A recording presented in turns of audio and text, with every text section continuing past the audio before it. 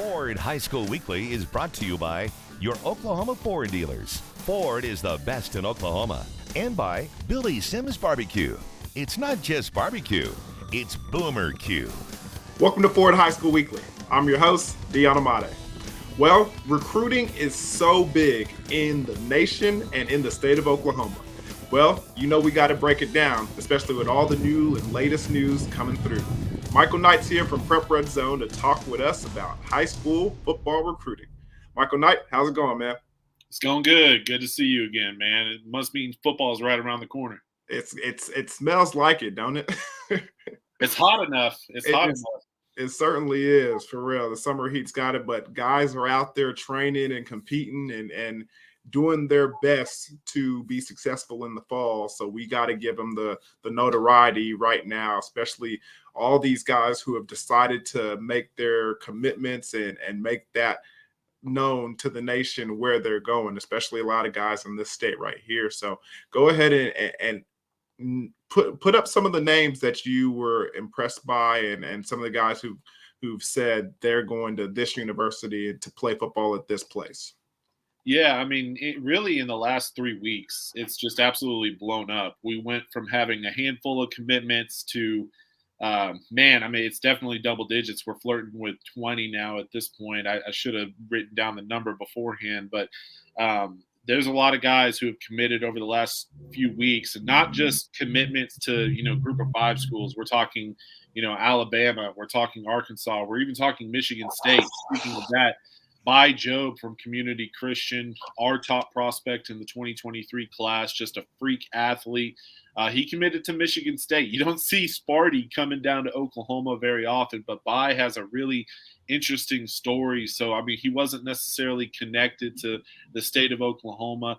OU recruited him hard. He was one of their finalists, but Michigan State actually hosted By on an official visit earlier this summer. He liked what he saw, and he's going to end up playing for the Spartans. But Michigan State landing a commitment. Cole Adams, another top 5 prospect in the 2023 class from Owasso, he committed to Alabama. And that goes without saying. We know what Alabama's done, especially when it comes to producing guys who end up at the ultimate level, which is the NFL.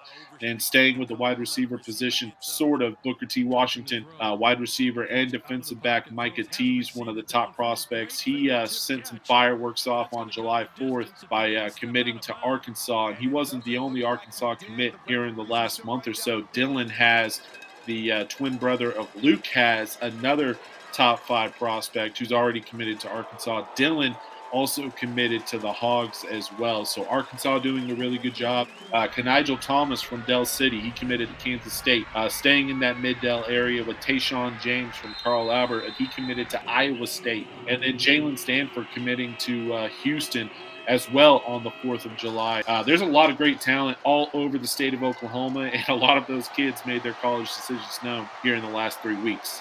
What's the reason why we saw such a mass group of student athletes make their commitment in this time span? I think a lot of it has to do with them going on official visits.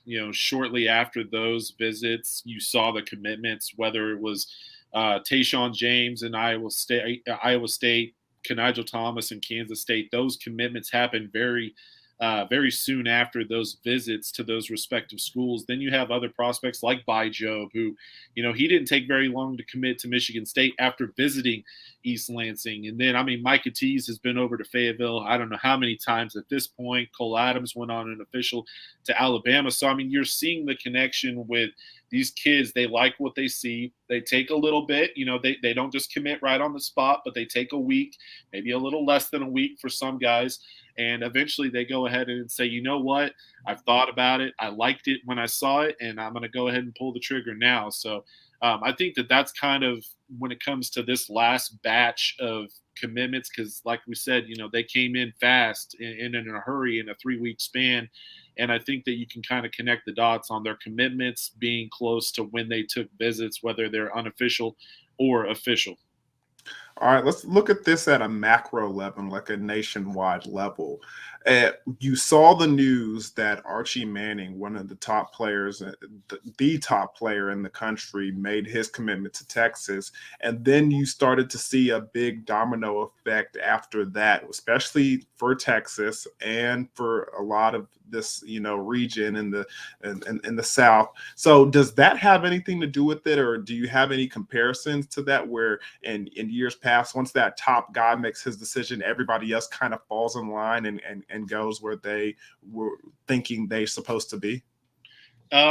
As far as the national perspective, I think that that's true. I mean, you see, programs. I mean, look at what OU has done in the last several weeks. They got one commitment and it kind of just sparked a chain reaction. You see that from those top programs where those recruiting classes, they come together in a hurry. But I think that for our state specifically, what these commitments do is it opens up new opportunities for the guys below them or the guys after them. So guys who maybe didn't have offers before, well, some of these guys aren't going to those other schools that, take Micah Tees or Cole Adams or anybody. They have offers from all over the country. Well, they only committed to one school. So now what do the other schools do to try to, make up for that spot? So there's going to be other guys that get opportunities coming out of this. We don't know who they are yet, but, coming up in the next couple months or so, as recruiting continues to get ramped back up, we're going to see some guys that maybe were a little lower on the list for college coaches. They're going to start getting some offers, and they're going to get more opportunities to play at the next level. When we come back, there's a little something going on over there at Arkansas. The call of the Hogs has reached Oklahoma. Me and Michael Knight will discuss it here on Ford High School Weekly.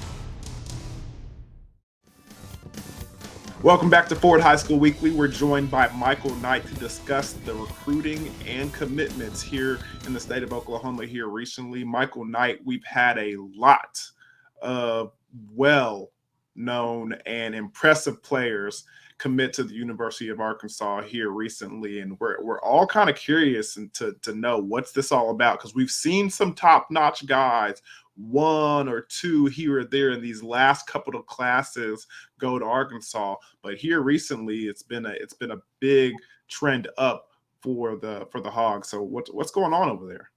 Yeah, I mean, anytime you're able to land two top 5 prospects in the state's class, like Arkansas has with the commitments of Luke Haas from Bixby and Micah Tees from Booker T. Washington, it's a really good thing for out-of-state colleges to come into Oklahoma and be able to pull some of those top prospects out.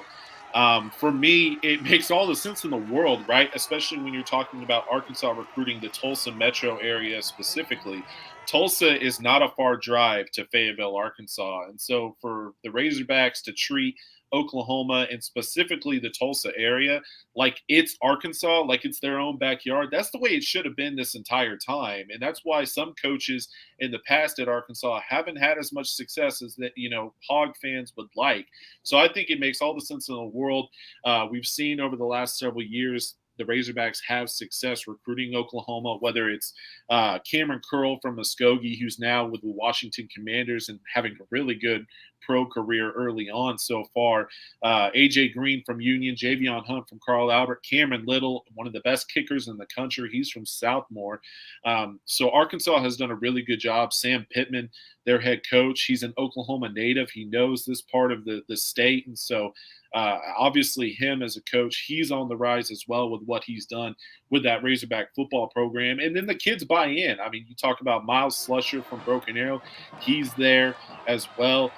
So this is a program in Arkansas that I think is on the rise. And for programs like OU, Oklahoma State, some of the other notable D1 programs that recruit Oklahoma frequently, I think this is the worst case scenario when it comes to recruiting Oklahoma prospects, because Arkansas, there's been classes that they've just missed on. There's been classes where they just haven't had a presence in Oklahoma. But you look at how close Fayetteville is to the Tulsa metro area, and then throw in Oklahoma City. All you have to do is jump on the interstate and stay on it, then hit 59 over in Arkansas and go north to Fayetteville. It's not a very far drive. So this is a great opportunity for kids not only to play good college football, but the SEC brand, we know about that. And Arkansas is starting to put guys into the league as well. So if I was OU, if I was OSU, if I was any of those other programs that recruit Oklahoma, I wouldn't be too thrilled at what Sam Pittman and the Razorback coaches are doing right now. They're building something pretty special, and they're building a pipeline that starts in the Tulsa metro area. Yeah, they certainly are. You got to give Pittman a lot of credit for what he's doing and how he's going about it. I was concerned when I started hearing the names, especially being a Oklahoma State alum. I mean, those in-state guys like, those Micah Tees and those Dylan Haas. Those are the guys that we normally get. So what is the interest in Arkansas? We've already mentioned how they have that SEC brand and how they are close to Tulsa, and it's not that far of a drive. But in years past, a school like Arkansas fell in love with getting kids from Texas. And I think that's where they kind of missed on a lot of kids from the Texas, Dallas, DFW Metroplex that thought they were going to get. They thought they were going to be successful there, and they weren't. So now they're coming to Oklahoma. But why are they having success with the Oklahoma kids? I think that we mentioned the names that have gone over there from Oklahoma, and they're not just names. They're some of the better guys that were in those respective classes. I mentioned Cameron Little. He was one of the top kicking prospects in the country, and he was right there at Southmore. And then you have guys like AJ Green from Union. We mentioned the list. I mean, they're not only just good prospects, they're some of the best in Oklahoma. And so I think that what draws kids to Arkansas, one, the commute. Like I said, it's not very far from Fayetteville. Playing in the SEC, that's a great opportunity to showcase your skill set. And we're seeing guys get to the next level who have gone that route. I mentioned Cameron Curl from Muskogee. He goes to Arkansas. He plays there for a few years, and Arkansas was not any good when Cameron was there, and yet he was able to do enough on a big stage playing in the SEC, even though the win-loss record wasn't any good. He got drafted by the Washington Commanders. Granted, it was, I think, a 6th or 7th round pick, but still, he was good enough then to be drafted, and then he's worked his way into the starting lineup. He's one of the best young defensive backs in the NFC East right now. So kids see that. I mean, these kids talk. I mean, social media has made this so easy for kids to communicate with one another. And then I think the final thing is just Sam Pittman himself. If you've even watched 10 seconds of the guy talk, the guy, I mean, he has a personality and he gets you to buy in. And so if you're listening to Sam Pittman give a recruiting pitch, whether it's you, your parents, whoever, you're going to buy in, or at least you're going to somewhat buy into what he's selling, because he's great at what he does. When he was at Georgia, prior to becoming the head coach at Arkansas, he was one of the best recruiters in the country. And there's a reason for that. It's because he knows how to sell. He knows how to recruit kids to whatever school he's at. And right now it's Arkansas. And like I said from the beginning, man, it makes all the sense in the world to me that Arkansas treats Oklahoma like it's a part of their own state. Yeah, I think you're right about that. I mean, I think the biggest selling point is putting players in that state in the league and having those guys watch them and see where they went from. I mean, that's kind of how Alabama does it with Nick Saban and all those wide receivers that he got. Went to Florida, got Amari Cooper, and got a bunch of guys from that same state, and they're going there because I see Amari. He's from where I'm from. He went to this school and got to the league, and they think they can do the same thing. Then Curl did the same thing for the state of Oklahoma and Arkansas. It's going to be interesting to see how some of these schools around the surrounding area fight back and get into that recruiting war just a little bit. Yeah, no, it's going to heat up. I mean, it really is. I mean, you mentioned Oklahoma State, and you're absolutely right. Some of these guys that are going to end up playing for Arkansas, they might have ended up at Oklahoma State in other scenarios, or even Oklahoma. I mean, Micah Tees and Luke Haas, they were recruited by everybody. So they could pick their spot essentially. And so, the more that Arkansas makes an inroad and continues to strengthen that pipeline, look, OU and OSU, they're going to be fine. They're going to still get the kids that they want, but they're not going to get all the kids that they want anymore. And it's because of the success that Arkansas is having right now. Well, when we come back, there's a couple of more kids that still have not made a decision yet, and Michael Knight will have those names for you here on Ford High School Weekly. Welcome back to Ford High School Weekly. We're talking with Michael Knight from Prep Redzone. Now, Michael, there are a bunch of kids who have made commitments and have made their decision, but there's still some guys that are undecided and we don't know where they're going to go. So who are some of these talented individuals? So a couple guys that are still in our top 10 in the 2023 class that I think that the decisions are coming pretty soon. We'll start with a guy who's been a standout since he was a freshman at Mustang, Jacoby Johnson, a legitimate two-sport athlete, basketball and football. He's a top 10 prospect in both, has Division I offers in both. I think all signs point to him eventually committing to OU. I think that his commitment is probably right around the corner. Another prospect that I don't know what he's going to play at the next level. He has legitimate D1 offers for like 4 different positions, and that's Morgan Pearson from Plainview. He's a kid who I've liked a lot as a wide receiver, but he's starting to branch out. He can play a little tight end because he's gotten a little bigger over the last year. He's also played some defense as well. And then back to the Tulsa area, Chance Wilson from Rejoice Christian up in Owasso, quarterback. He's one who I really like in this 2023 class, a legitimate dual threat athlete. Tulsa really likes him. A couple of the Power 5 programs that routinely recruit Oklahoma, they're coming in trying to get Wilson to come out to their camps, come out on unofficial visits so they can see him in person. But I think TU is making a real push to try to land a commitment from Wilson. He's starting to get his recruitment heated up. And I think, we talk about the quarterbacks when it comes to recruitment all the time. I think that he sees that, he needs to make a decision sooner rather than later, because a lot of these schools, they move on quickly when it comes to recruiting senior quarterbacks out of high school. So Chance Wilson is a guy that I piqued my interest about as well. Long, lanky kid, great athlete. There's some speculation that he's athletic enough to play at different positions at the next level, but has his heart set on that quarterback position. Now, are these offers for him as an athlete, or are these offers for him as a quarterback?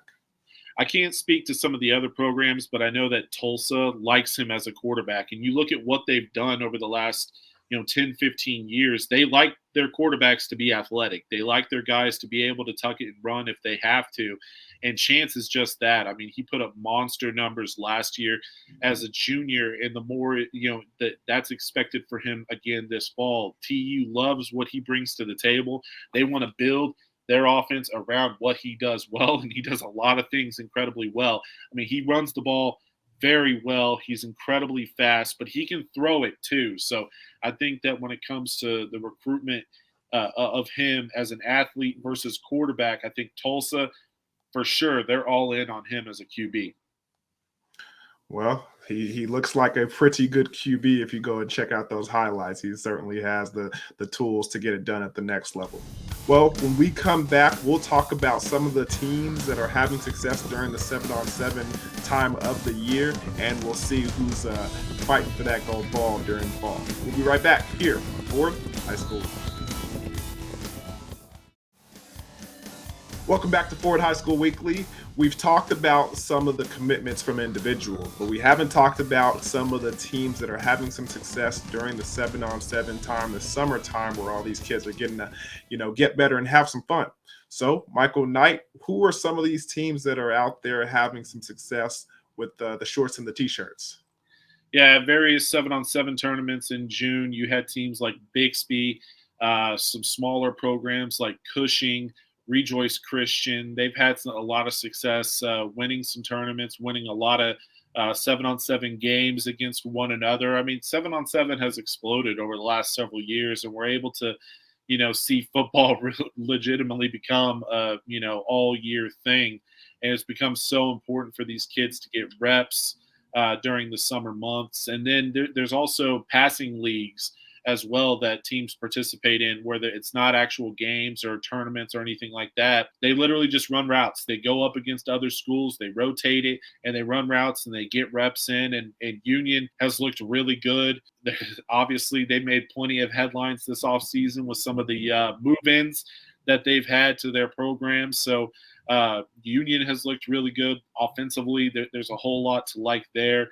I mentioned Bixby, how well they've looked this offseason. Jinx has looked the part as well. So there's a lot to like, and it's just one of those things where it gets you ready. It's an appetizer, so to speak, in the summer. It's like, all right, we got football right around the corner. Pretty soon we're going to put on the pads and play it for real once August rolls around. So it just means that football is a little bit closer the more we get into that. It certainly does. I know that you got your people on it, and y'all are at all these camps and getting a chance to see some new talent, some of the guys that you expect to have big seasons. So is there any teams or any individuals that you've seen at some of these camps that could really pique your interest during the fall? I mentioned Cushing, and I'll go back to them in Class 4A. They were our number 1 team in our preseason rankings that we released in late June. And I really like their offense. Their quarterback, Blaze Berlowitz, he puts up some big-time numbers. And then they have a wide receiver that I've been talking about since he was a freshman. And I think that he's this year's version of Gavin Freeman from Heritage Hall last year. He's that type of wide receiver. Camden Crooks is a guy who I think has a chance to be really special and have that kind of senior season that really catapults his recruitment to ending up at maybe even a Power 5 program. But Cushing has a lot of talent back on the offensive side of the ball, and they've showcased that throughout the summer. Well, summer is quickly going and heating up, but it's going to be over here pretty soon, and football season is going to be around the corner. So Michael Knight, I know you can't wait, I can't wait, but we'll see you then, and hopefully it's going to be some more football action for us to witness. Yeah, always fun talking to you, man. I'm looking forward to it. Counting down to the days to week 0. We certainly are. Laverty has a little bit of time. He's going back for the end zone, jumps in front of the defender, but defense comes away with the interception and the victory. Go to YurView.com/OK for highlights, and check out our podcast and past episodes at YurView.com/OK. Only the best in Oklahoma, like Prep Redzone's Michael Knight, make it to Ford High School Weekly. So thank you for watching, and until next time, I'm Deanna Mate. Ford High School Weekly has been brought to you by your Oklahoma Ford dealers. Ford is the best in Oklahoma. And by Billy Sims Barbecue. It's not just barbecue, it's Boomer Q.